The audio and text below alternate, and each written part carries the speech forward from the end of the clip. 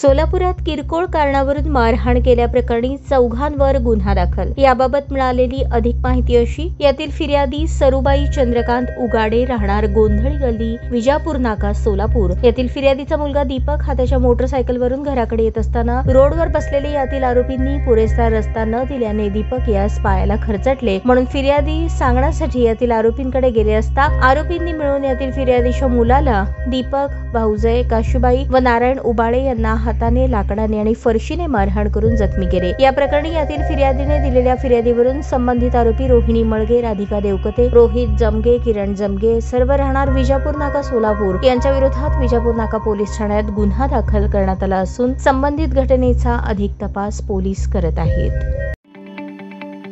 ताज्या बातम्या पाहण्यासाठी प्राईम महाराष्ट्र न्यूज चॅनलला सबस्क्राईब करा।